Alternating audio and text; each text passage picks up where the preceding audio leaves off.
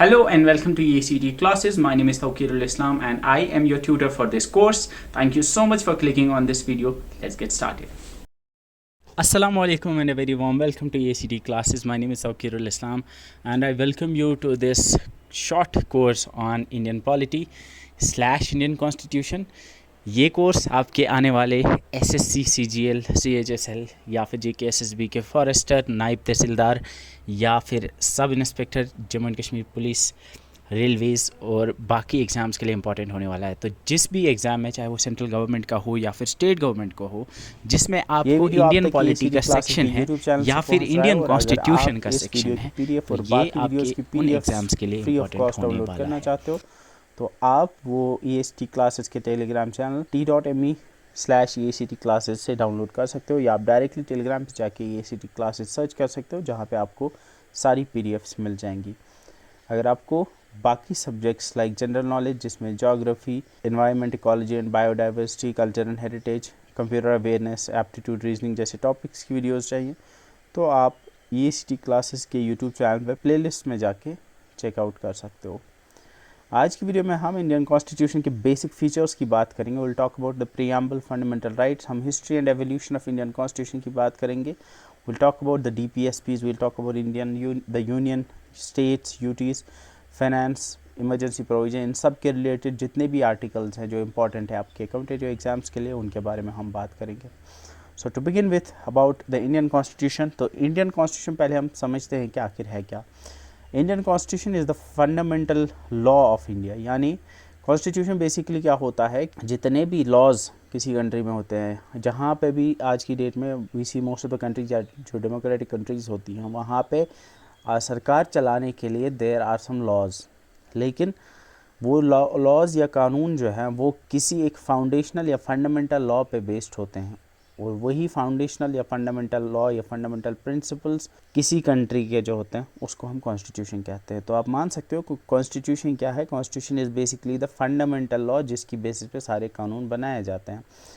इसके अलावा जो कॉन्स्टिट्यूशन जो है वो ले डाउन करता है principal functions of the various organs of government, यानी गवर्नमेंट के जो वेरियस ऑर्गन्स है लाइक काउंसिल ऑफ मिनिस्टर्स होते हैं या प्रेसिडेंट होते हैं, या इसके अलावा हम देखते हैं स्टेट्स में गवर्नर्स होते हैं, या जितने भी CAG वगैरह या जितने भी ऑर्गन्स होते हैं गवर्नमेंट के, वो किस तरह से फंक्शन करते हैं, उनको किस तरह से अपॉइंट किया जाता है, उनके क्या काम होते हैं, ये सारे कहाँ पे लिखे हुए हैं, ये आपके कॉन्स्टिट्यूशन में लिखे हुए हैं। तो अगर मैं बोलूँ तो कॉन्स्टिट्यूशन के प्राइमरली दो काम है। एक काम है कि ये एक फाउंडेशनल या फंडामेंटल लॉ है, यानी जब भी कानून बनाया जाएगा तो वो कॉन्स्टिट्यूशन के इन लाइन बनाया जाएगा, यानी कॉन्स्टिट्यूशन को मद्देनज़र रख के बनाया जाएगा। दूसरी बात जो है वो ये है कि जो कॉन्स्टिट्यूशन है वो ले डाउन करता है, यानी उसमें लिखी हुई है principal functions of various organs of the government. तो ये दो प्राइमरी फंक्शंस होते हैं इंडियन कॉन्स्टिट्यूशन के। अब कॉन्स्टिट्यूशन जो है वो दो टाइप्स का होता है, एक होता है रिटन कॉन्स्टिट्यूशन, एक होता है अनरिटन कॉन्स्टिट्यूशन। इंडिया जो है, इंडियन कॉन्स्टिट्यूशन एक रिटन कॉन्स्टिट्यूशन है। रिटन कॉन्स्टिट्यूशन का मतलब है कि ये एक डॉक्यूमेंट में सेव्ड है, या आप मान सकते हो कि ये एक बुक या डॉक्यूमेंट में आपको मिल जाएगा। अनरिटन का मतलब है, अगर हम यूके के कॉन्स्टिट्यूशन की बात करेंगे तो यूके का कॉन्स्टिट्यूशन जो है वो एक अनरिटन कॉन्स्टिट्यूशन है। अनरिटन कॉन्स्टिट्यूशन का मतलब है कि वो कोई एक डॉक्यूमेंट नहीं है, यानी यूके का कॉन्स्टिट्यूशन कोई एक सेपरेट अलग से डॉक्यूमेंट नहीं है। रादर यूके में बहुत सारे लॉज हैं, बहुत सारे लीगल डॉक्यूमेंट्स हैं, लाइक अगर आपने पढ़ा होगा मैग्ना कार्टा, इसके अलावा भी और भी बहुत सारे जो over the years supreme court या कोर्ट के जो जजमेंट्स रहे होंगे इम्पॉर्टेंट, या जो बाकी लॉज हैं, वो सब मिला के वहाँ का कॉन्स्टिट्यूशन बनाते हैं। तो वहाँ पे सेपरेट कोई अलग से एक डॉक्यूमेंट नहीं है, इस वजह से हम उसको कहते हैं कि वो एक अनरिटन डॉक्यूमेंट है। आई होप ये चीज़ क्लियर है आपको कि कॉन्स्टिट्यूशन दो टाइप का हो सकता है, रिटन और अनरिटन। इंडिया का रिटन है, यूके का अनरिटन कॉन्स्टिट्यूशन, ठीक है। अब इंडियन कॉन्स्टिट्यूशन जो है, इसको बनाने के लिए जब इंडिया आज़ाद हुआ था तो 1946 के अंदर एक कॉन्स्टिट्यूएंट असेंबली बनाई गई थी, यानी कुछ लोगों को चुना गया था, अपॉइंट किया गया था, और उनको ये काम दिया गया था कि आप एक कॉन्स्टिट्यूशन बनाओ। उसी को कॉन्स्टिट्यूएंट असेंबली कहा गया था। एंड जो इंडिया का कॉन्स्टिट्यूशन है वो उसी कॉन्स्टिट्यूएंट असेंबली ने बनाया था। एंड उन्होंने 3 साल के पीरियड के अंदर 1946 से लेकर 1949 तक 3 साल उन्होंने बहुत सारे मीटिंग्स किए, और दे मेट मल्टीपल टाइम्स, यानी वो कॉन्स्टिट्यूएंट असेंबली मल्टीपल टाइम्स मिली और उसमें मल्टीपल चेंजेस प्रपोज की, जो मतलब वो प्रपोज कर रहे थे नए नए आर्टिकल्स उसके अंदर, उसमें मल्टीपल चेंजेस लाए। एंड फाइनली 26 नवंबर 1949 को इंडियन कॉन्स्टिट्यूशन अडॉप्ट किया गया बाय द कॉन्स्टिट्यूएंट असेंबली। ये डेट याद रखना। अगर पूछा जाए कि when did the constituent assembly adopt the constitution, constituent assembly ने अडॉप्ट किया कॉन्स्टिट्यूशन को 26 नवंबर 1949 को। ये डेट याद रखना, ये इंपॉर्टेंट है। लेकिन जो फुल ऑपरेशनलाइज हुआ कॉन्स्टिट्यूशन, यानी जो कॉन्स्टिट्यूशन लागू हुआ, वो 26 जनवरी 1950 को हुआ, जिस दिन 26 जनवरी को जो रिपब्लिक डे मनाया जाता है वो इसीलिए मनाया जाता है बिकॉज इसी दिन कॉन्स्टिट्यूशन लागू हुआ था, ऑपरेशनलाइज हुआ था। तो कॉन्स्टिट्यूएंट असेंबली को काम दिया गया था कॉन्स्टिट्यूशन बनाने का। ओवर द ईयर्स वो मल्टीपल टाइम्स मिले, over the years constituent assembly की जो है मल्टीपल गैदरिंग्स हुई और उन्होंने मल्टीपल चेंजेस की, लेकिन फाइनली उन्होंने 26 नवंबर 1949 को उसको अडॉप्ट किया और फिर उन्होंने बोला कि 26 जनवरी 1950 से लागू होगा कॉन्स्टिट्यूशन पूरे इंडिया के अंदर। तो अगर क्वेश्चन आया when did the constituent assembly adopt, तो याद रखना 26 नवंबर 1949 है। और अगर क्वेश्चन आया when did the Indian constitution come into full operation, तो याद रखना 26 जनवरी 1950 है। जब कॉन्स्टिट्यूशन को अडॉप्ट किया गया था तो तब इसमें 22 पार्ट्स थे, 395 आर्टिकल्स थे एंड 8 शेड्यूल्स थे। आज की डेट में we have 25 parts, we have 480 के अराउंड आर्टिकल्स हैं एंड शेड्यूल्स आज की डेट में 12 हैं। ये कैसे हुए? Because over there have been multiple amendments, changes आई हैं कॉन्स्टिट्यूशन में। कुछ एक पार्ट है जिसको डिलीट किया गया एंड 4 नए पार्ट्स को ऐड किया गया, तो आज की डेट में वी हैव 25 पार्ट्स। शेड्यूल्स 4 नए ऐड हुए हैं, आज की डेट में 12 शेड्यूल हो गए हैं।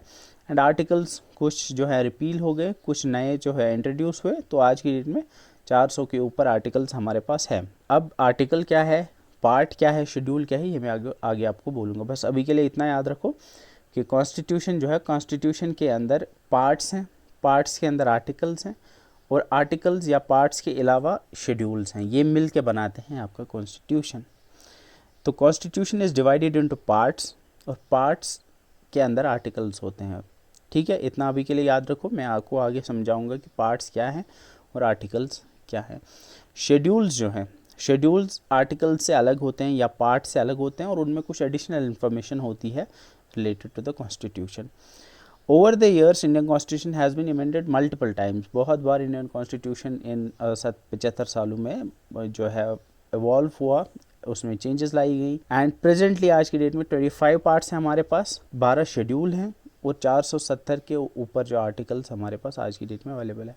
कहीं पे यू माइट सी लाइक 448 भी हैं। ये आर्टिकल्स का नहीं पूछा जाता, nobody is going to ask you how many articles are there, लेकिन हाँ पार्ट्स एंड शेड्यूल्स पे डेफिनेटली क्वेश्चन आता है। आर्टिकल आप 448 क्यों देखोगे? क्योंकि some of the sub article जो हैं उनको मेन आर्टिकल कंसिडर नहीं किया जाता, कभी कभी अगर उनको कंसिडर करेंगे तो 470 के ऊपर जाता है। बट अभी के लिए पार्ट्स इंपॉर्टेंट है एंड शेड्यूल्स इंपॉर्टेंट है। सो आज की डेट में we have 25 parts and 12 schedules, ये बहुत इंपॉर्टेंट है, इस पर क्वेश्चन पूछा जाता है। और ओरिजिनली जिस टाइम पे अडॉप्ट हुआ था कॉन्स्टिट्यूशन, उस टाइम पे 22 पार्ट्स थे एंड 8 शेड्यूल्स थे। तो कॉन्स्टिट्यूशन को अगर आप देखोगे तो ग्राफिकली इस तरह से मैं रिप्रेजेंट कर सकता हूँ। इंडियन कॉन्स्टिट्यूशन के अंदर 25 पार्ट हैं, part 1, part 2, part 3, part 4, 4A, 5, 6, 7 delete हो गया है, 8, 9, 10, 11 ऐसे करके 9A, 9B, 13, 14, 15, 16 करके ऐसे 22 तक टोटल 25 पार्ट है। और हर पार्ट के अंदर आर्टिकल्स हैं, सेम नंबर ऑफ आर्टिकल्स नहीं है, डिफरेंट नंबर ऑफ आर्टिकल्स है। जैसे पार्ट 1 में हम देखते हैं, पार्ट 1 में आर्टिकल 1, 2, 3 और 4 आते हैं। पार्ट 2 में आर्टिकल 5, 6, 7 से लेके 11 तक आते हैं। पार्ट 3 में 12 से लेके 32 तक आते हैं। ऐसे करते हुए आपके पार्ट 4 है, पार्ट 4A है, पार्ट 4 में 33 से लेके 51, पार्ट 4A में आर्टिकल 51A आता है, एक ही आर्टिकल है। सो इसी तरह से मल्टीपल आर्टिकल्स हैं इन पार्ट्स एंड शेड्यूल्स अलग से हैं। एंड हमारे पास 12 शेड्यूल है, शेड्यूल 1, शेड्यूल 2 ऐसे करके हमारे पास 12 शेड्यूल्स हैं। तो अगर मैं यहाँ से समझने की कोशिश करूँगा तो मुझे इतना समझ आ रहा है कि इंडियन कॉन्स्टिट्यूशन में हमारे पास 25 पार्ट्स हैं, हर पार्ट के अंदर कुछ आर्टिकल्स हैं और पार्ट्स के अलावा या आर्टिकल्स के अलावा शेड्यूल्स हैं जिनमें कुछ एडिशनल इन्फॉर्मेशन है जो कि अलग से सेपरेट होते हैं।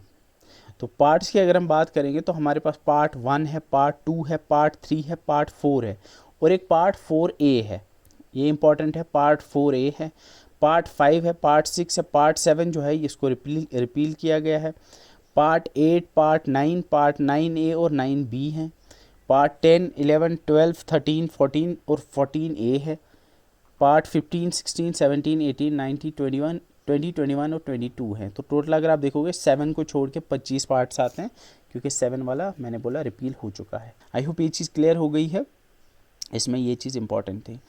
अब क्वेश्चन जो पूछा जाता है वो इस पे आता है कि फॉर एग्जांपल पार्ट 1 में जो आर्टिकल्स हैं वो किसके रिलेटेड है। अब इनको पार्ट 1 में 4 आर्टिकल क्यों रखे गए हैं, बिकॉज पहले 4 आर्टिकल जो है ये रिलेटेड टू द यूनियन या टेरिटरी है, union and its territory. Union territory नहीं, मैं जैसे स्टेट और यूटीज़ होती है, मैं यूटी की बात नहीं कर रहा हूँ, मैं इंडियन यूनियन की बात कर रहा हूँ। यानी पार्ट 1 में जो आर्टिकल्स हैं वो बताते हैं कि इंडियन यूनियन कैसा होगा या इंडिया की कंट्री कैसी होगी और इसकी टेरिटरी कहाँ से है। पार्ट 2 में जो आर्टिकल्स है वो रिलेटेड टू सिटीजनशिप है, यानी उसके अंदर जो आर्टिकल्स हैं वो बताते हैं कि कौन सिटीजन होगा, कब सिटीजन होगा, ये सारी चीज़ें हैं।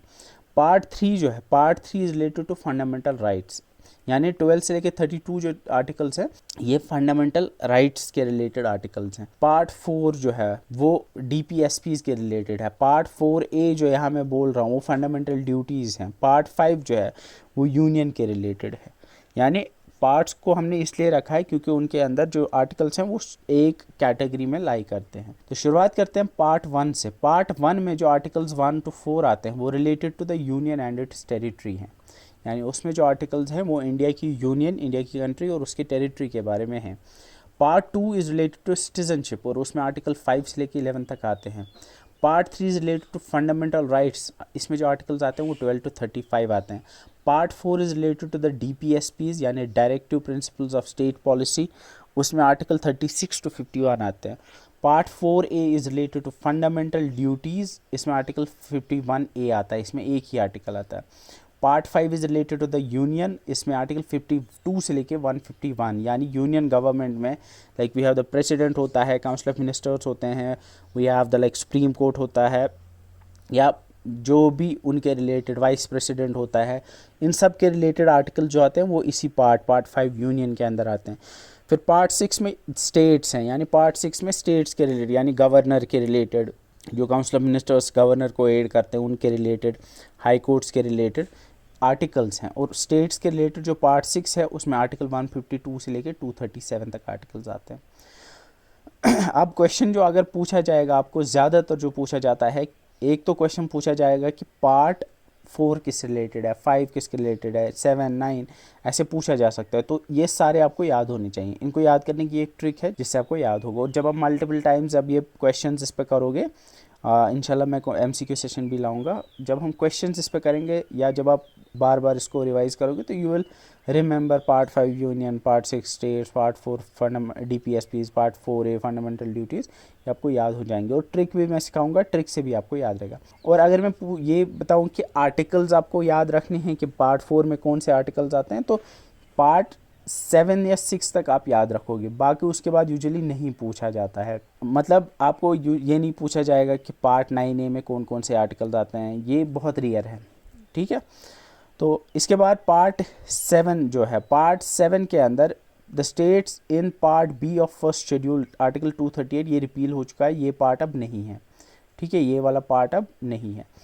पार्ट 8 जो है इसमें यूटीज़ के रिलेटेड है, आर्टिकल 239 से लेकर 243 तक आते हैं इसमें। पार्ट 9 में पंचायत्स के बारे में था, 243 से लेकर 243O तक है। इसके बाद पार्ट 9A में म्यूनसिपैलिटीज़ है, पार्ट 9B में कोऑपरेटिव सोसाइटीज़ है, पार्ट 10 में शेड्यूल्ड एंड ट्राइबल एरियाज़ के बारे में है, पार्ट 11 में relation between union and states, part 12 में फाइनेंस, प्रॉपर्टी और सूट्स के रिलेटेड आर्टिकल्स हैं, पार्ट 13 में ट्रेड कॉमर्स के related, part 14 is services under the states, union and states, part 14A is tribunal, ये इंपॉर्टेंट है। पार्ट 14A याद रखना है, इज रिलेटेड टू ट्रिब्यूनल्स, इसको बाद में इंट्रोड्यूस किया गया था। Part 15 is related to election, ये बहुत इंपॉर्टेंट है। पार्ट 16 इसमें आर्टिकल 330 से लेकर 342 ये special provision related to certain classes. Part 17 में ऑफिशियल लैंग्वेज, ये भी इंपॉर्टेंट है, ये पूछा जाता है, ये आर्टिकल 343 से 351 तक इसमें आते हैं, ऑफिशियल लैंग्वेजेस के रिलेटेड है।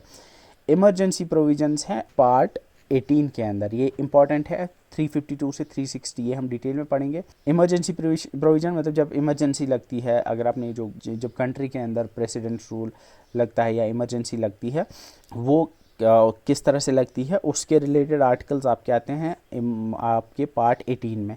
Part 19 is miscellaneous, part 20 is amendment of the constitution, part 21 is temporary and transitional special provisions, जिसमें आर्टिकल 369 से लेकर 392 तक आते हैं, जिसमें आपका आर्टिकल 370 आता था जो रिपील हो चुका है। 370 इसी में आता था, 369 से लेकर 392 तक, और वो इसी टेम्पररी प्रोविज़न के अंदर आता था। ठीक है, special status to the UT of Jammu and Kashmir, जो आपको पता था, to the state of Jammu and Kashmir, और state of Jammu and Kashmir.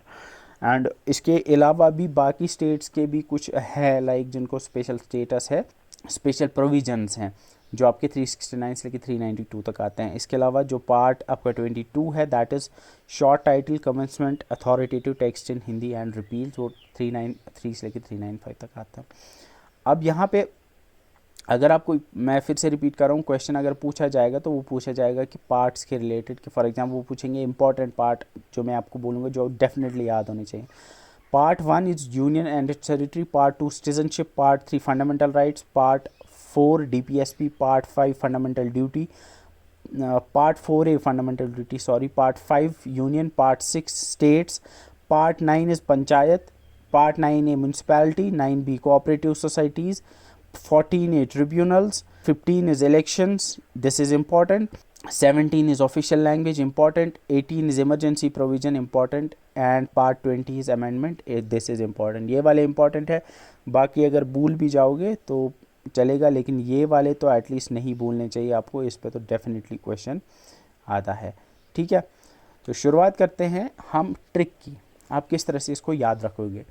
तो ट्रिक जो है, trick is you can fly directly from US to UP, you can fly directly from US to UP, meet Sham and Ram, you can fly directly from US to UP, meet Sham and Ram, fruit tastes sweet, to eat so on, eat Maggie as a tasty snack। थोड़ा sense नहीं बनाता है but tricks ऐसी ही होती हैं। You can make yours as well, अगर आपको ये नहीं लग रही उतनी अच्छी, आप अपना भी बना सकते हो। You can fly directly from US to UP, meet Sham and Ram, fruit tastes sweet, to eat so on, eat Maggie as a tasty snack, ठीक है। अब you can fly, U से आता है यूनियन एंड टेरिटरी जो पार्ट 1 है, can say आता है C से सिटीजनशिप, F से फंडामेंटल राइट्स, D से DPSPs, फ्रॉम F से फंडामेंटल ड्यूटीज़, U से यूनियन गवर्नमेंट, S से स्टेट गवर्नमेंट, T जो 2 है, 2 से 7th जो मैंने बोला पार्ट 7 जो रिपील हो चुका है, डिलीट हो चुका है, एंड ये आप याद रखोगे ये डिलीट हुआ था 7th अमेंडमेंट एक्ट 1956। 1947 के बाद से ही जब कॉन्स्टिट्यूशन लागू 50 के बाद से जब कॉन्स्टिट्यूशन लागू हुआ, उसके बाद से ही इसमें अमेंडमेंट्स आनी शुरू हो गई। जो 7th अमेंडमेंट, 7वीं अमेंडमेंट या 7वीं तरमीम जो आई थी इसमें, उसी में इस पार्ट को डिलीट किया गया था। US to UP, U से यूनियन टेरिटरी, P से पंचायत, ठीक है। आपका जो पार्ट 9 है दैट इज़ पंचायत, यहाँ पे गलती से 9A हो गया है, इट्स 9, ठीक है। और 9A जो है आपका म्यूनसिपैलिटी है, और 9B आपका कोऑपरेटिव सोसाइटीज़ है। मीट शाम, अब यहाँ पे मीट और शाम के बीच में आपका कोऑपरेटिव सोसाइटी भी आता है, तो इसमें आप C से कुछ और ला सकते हो, लाइक मीट चंदू शाम एंड राम, ठीक है। तो क्योंकि C से कोऑपरेटिव सोसाइटीज़ भी आपको याद रखना है, जो आपका 9B आता है, ठीक है। तो आपने याद रखा you can fly directly from US to UP, meet Sham Chandu and Ram. तो U से यूनियन एंड टेरिटरी, C से सिटीजनशिप, F से फंडामेंटल राइट्स, D से DPSP, F से फंडामेंटल ड्यूटीज़, U से यूनियन गवर्नमेंट, S से स्टेट गवर्नमेंट। फिर आपको टू आपको याद रखना है, डिलीट हो गया है ये वाला 7th पार्ट। U से यूनियन टेरिटरी, P से पंचायत, M से म्यूनसिपैलिटी, C से कोऑपरेटिव सोसाइटी, शाम S से scheduled and tribal areas, Ram R से relation between union and states. ये इंपॉर्टेंट है, इस पे क्वेश्चन आ सकता है। इसके बाद नेक्स्ट आपका आता है fruit taste sweet, to eat so on, fruit taste sweet, to eat so on, fruit taste sweet, to eat so on. Fruit से finance, property and contracts, taste से ट्रेड एंड कॉमर्स, स्वीट से services under union and states, to से tribunals, eat से elections, so से special provision, on से official language, Eat Maggie as tasty snack. Eat Maggie as tasty snack. Eat से emergency provision. Maggie से miscellaneous. As से amendment. Tasty snack से temporary provisions and snack से short title. I hope ये याद हो गए होंगे। इसमें जो सबसे इंपॉर्टेंट जो मैंने आपको फिर से बोलने हैं, जो आपको याद रखने हैं, पहले तो आपको जो ऊपर वाले हैं जो याद रखने हैं वो है टॉप 6, जिस पे क्वेश्चन ज़्यादातर पूछा जाता है, वो है top 6। That is union and territory, citizenship, fundamental rights, TPSP, fundamental duties is 4A, 5 is union government and 6 is state government. इसके अलावा यूटी आपको याद रखना है। यूटी इज़ आपका पार्ट 8, यूटी आपका पार्ट 8 है। पंचायत आपका पार्ट 9 आता है। Municipality 9A, cooperative society is 9B, finance part 12 है। ट्रिब्यूनल 14A है। इलेक्शन 15 है। ऑफिशियल लैंग्वेज 17 है। इमरजेंसी प्रोविज़न 18 है और आपका अमेंडमेंट 20 है। ये इंपॉर्टेंट है, ये याद रखना, जिसके अंदर आर्टिकल 368 आता है, जो बहुत पूछा जाता है। यानी अगर कोई इस कॉन्स्टिट्यूशन में अमेंडमेंट लानी होगी, वो किस में लिखा हुआ है? वो लिखा हुआ है आपके आर्टिकल 368 में, जो एक ही आर्टिकल आता है आपके पार्ट 20 के अंदर। यानी कॉन्स्टिट्यूशन के अंदर जो अमेंडमेंट लाई जाती है वो लाई जाती है अंडर 368। यानी कॉन्स्टिट्यूशन में अमेंडमेंट करने के लिए क्या चाहिए होता है, ये कहाँ पे लिखा हुआ है? ये आपके आर्टिकल 368 में लिखा हुआ है। ये आपको याद रखना है, ठीक है। ट्रिक आपको याद रही होगी। अगर बाकियों का पूछा जाए तो ट्रिक का यूज़ कर सकते हो आप। That is you can fly directly from US to UP, meet Shyam, Chandu and Ram, fruit taste sweet to eat so on, eat Maggi as a tasty snack. इसके बाद मैंने बोला कि पार्ट्स के अंदर आर्टिकल्स हैं, इसके अलावा कॉन्स्टिट्यूशन में कुछ शेड्यूल्स हैं। There are 12 schedules. पहले याद रखना है, जब अडॉप्ट जिस टाइम पे इनैक्ट या अडॉप्ट हुआ था कॉन्स्टिट्यूशन, उस टाइम पे 8 ही शेड्यूल्स थे। बट इसमें कुछ शेड्यूल जो हैं ऐड हुए हैं ओवर द ईयर्स, जो आपको पता होने चाहिए। टोटल 12 शेड्यूल्स हैं। Schedule 1 is related to the state and UT, their names and boundary details. Schedule 2 के अंदर लिखा हुआ है इमोल्यूमेंट्स के बारे में, यानी special powers and salary details. यानी सैलरी, इमोल्यूमेंट्स कहते हैं सैलरी को। सैलरी कितनी है प्रेसिडेंट की, गवर्नर की, स्पीकर की, डिप्टी स्पीकर की, सुप्रीम कोर्ट के जज, हाई कोर्ट के जज, इनकी कितनी सैलरी होगी, इमोल्यूमेंट्स होंगे, वो शेड्यूल 2 के अंदर लिखे हुए हैं। शेड्यूल 3 के अंदर ऑथ्स एंड प्रोमिसेस लिखे हुए हैं। यानी प्रेसिडेंट और वाइस प्रेसिडेंट के अलावा बाकी जो लाइक एमपी जैसे लेते हैं, ऑथ लेते हैं, हल्फ जब उठाते हैं, तो कौन किसकी क्या ऑथ रहेगी, सुप्रीम कोर्ट जज की क्या ऑथ रहेगी, ये सारा लिखा हुआ है आपके किस में, शेड्यूल 3 में। पार्ट 4 में राज्यसभा एमपी काउंट लिखा है हर स्टेट एंड यूटी का, यानी किस स्टेट से कितने राज्यसभा एमपीएस होंगे, वो लिखा हुआ है पार्ट 4 शेड्यूल 4 में। शेड्यूल 5 में शेड्यूल एरियाज और शेड्यूल ट्राइब्स के बारे में लिखा हुआ है। पार्ट 6 में असम, मेघालय, त्रिपुरा और मिजोरम के ट्राइबल एरियाज़ के बारे में लिखा हुआ है, उनकी डिटेल्स लिखी हुई हैं। अब यहाँ पे ऊपर वाले शेड्यूल 5 और शेड्यूल 6 जो है, ये दोनों related to the tribal areas, लेकिन जो 6 है, 6 में असम, मेघालय, त्रिपुरा और मिजोरम वाले हैं। बाकी स्टेट्स का शेड्यूल 5 के अंदर है। Schedule 7 is detailed list about the union and state government power and concurrent list. अगर आपको पता होगा, there are 3 kinds of list. एक होती है स्टेट लिस्ट, यूनियन लिस्ट और कॉन्करेंट लिस्ट, जिन पे कानून बनाए जाते हैं। लाइक एजुकेशन एक, फाइनेंस एक डिपार्टमेंट है, कम्युनिकेशन है, इसके अलावा जितने भी सब्जेक्ट्स होते हैं, जिन पे कानून बनाए जा सकते हैं। अब कुछ जो होते हैं जिन पे स्टेट का रूल होता है, कुछ उन पे स्टेट कानून बनाती है, कुछ होते हैं जिन पे यूनियन गवर्नमेंट जो है वो बनाती है कानून, और कुछ होते हैं जिन पे दोनों का कंट्रोल होता है, यानी स्टेट भी बना सकती है और यूनियन गवर्नमेंट भी बना सकती है, क्योंकि इंडिया में आपको पता है एक स्टेट गवर्नमेंट होती है और एक यूनियन गवर्नमेंट होती है। अब यहाँ पे एक चीज़ है कि जिस पे स्टेट बना सकती है उसको स्टेट लिस्ट कहते हैं, यानी जिन जिन डिपार्टमेंट्स में स्टेट बना सकती है कानून उसको स्टेट लिस्ट कहते हैं। जिन डिपार्टमेंट्स में यूनियन गवर्नमेंट बनाती है उनको यूनियन लिस्ट में रखा गया है, और जिन डिपार्टमेंट्स में दोनों बना सकते हैं उनको कनकरेंट लिस्ट में रखा जाता है, कनकरेंट लिस्ट। तो ये तीनों लिस्ट जो आती हैं ये शेड्यूल 7 के अंदर आती हैं। शेड्यूल 7 के अंदर आपकी तीनों लिस्ट आती है, यानी कौन से लिस्ट में कौन सा आता है वो आपका शेड्यूल 7 है। Schedule 8 is official language. ये बहुत इंपॉर्टेंट है। जैसे हमने देखा पार्ट 17 में ऑफिशियल लैंग्वेज है, वैसे ही शेड्यूल 8 के अंदर ऑफिशियल लैंग्वेज है। शेड्यूल 8 में लिखा हुआ है कौन कौन सी ऑफिशियल लैंग्वेज है। Schedule 9 is validation of certain rights, acts and regulations. Schedule 10 is details about the party change and disqualification of MP MLA, यानी जिसको एंटी डिफेक्शन लॉ कहते हैं। अगर आपको पता होगा कि देयर इज़ अ प्रोविज़न कि पहले क्या होता था कि कोई ऐसे ही पार्टी बदल लेता था इलेक्शन के बाद से, तो उस चीज़ से बचाने के लिए एंटी डिफेक्शन लॉ है, तो वही डिटेल्स जो है लाइक डिस्क्वालीफाई अगर एमपी को करना होगा या एमएलए को करना होगा, उसको किस तरह से किया जाएगा, वो डिटेल्स आपके शेड्यूल 10 में, यानी डिफेक्शन के रिलेटेड, उसी को हम डिफेक्शन कहते हैं, जो मैंने कहा कि पार्टी बदल लेता है उसको डिफेक्शन। उसके बाद T11 जो है दैट इज़ उसमें पंचायत के powers and responsibilities, and schedule 12 जो है उसमें म्यूनसिपैलिटीज़ के पावर्स एंड रिस्पॉन्सिबिलिटीज़ के बारे में लिखा हुआ है। अब ये 12 शेड्यूल है, इस पर भी क्वेश्चन आता है। इसको याद रखने की ट्रिक बहुत ही फेमस ट्रिक है, टीयर्स ऑफ ओल्ड पीएम, आसान ट्रिक है।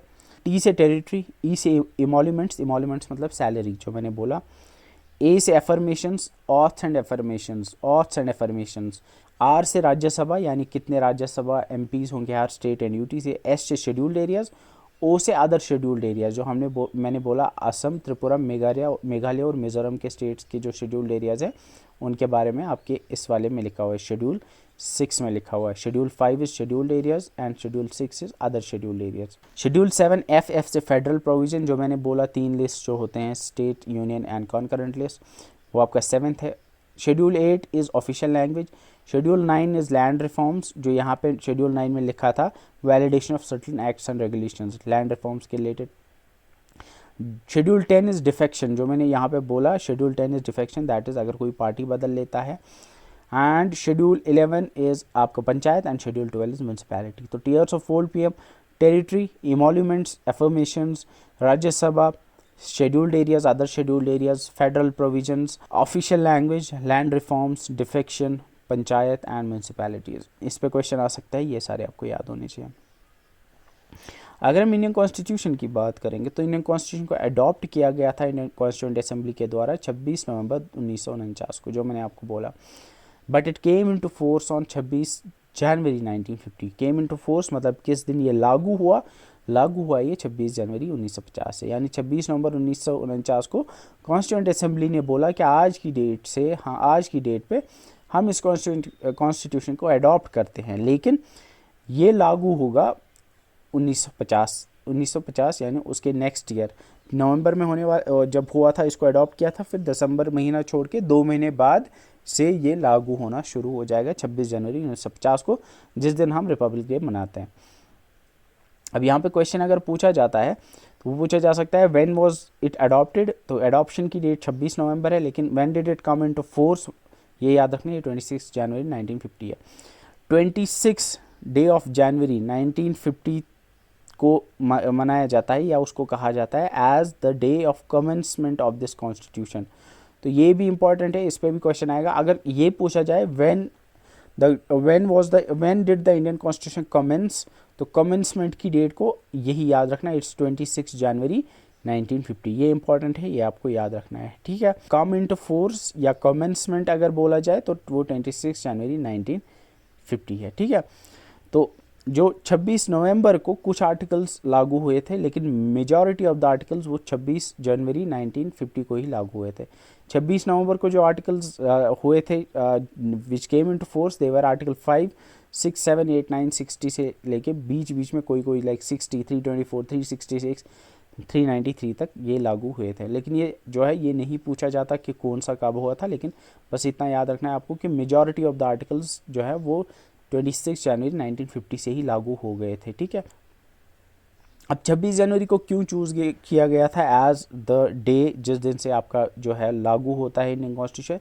रीज़न था कि 1929 के जो कांग्रेस सेशन था आई गेस लाहौर में जो हुआ था, उसमें इट वाज डिसाइडेड कि 26 जनवरी वुड बी सेलिब्रेटेड एज पूर्ण स्वराज का दिन मनाया जाएगा उस दिन 1930, यानी 29 के सेशन में बोला गया कि 1930 में जो 26 जनवरी का डे होगा उस दिन पूर्ण स्वराज मनाया जाएगा, that's declaration of Indian independence. तो उसी को कॉमेमोरेट करने के लिए 26 जनवरी 1930 के जो पूर्ण स्वराज का दिन है उसको कॉमेमोरेट करने के लिए 26 जनवरी 1950 को चूज़ किया गया as the day of commencement of Indian constitution. इस पे क्वेश्चन आ सकता है, तो इसको आपको याद रखना है। इसमें से तो डेफिनेटली शायद रिसेंटली सुपरवाइजर में उन्होंने पूछा था date of adoption of preamble, तो वो मैं आपको आगे बताऊंगा। प्रीएम्बल इसी दिन हुआ था अडॉप्ट 26 नवंबर 1949। सो ये एक ओवरव्यू था आपका कॉन्स्टिट्यूशन का कि कॉन्स्टिट्यूशन क्या है एंड इसके अंदर क्या पार्ट्स हैं, शेड्यूल्स हैं।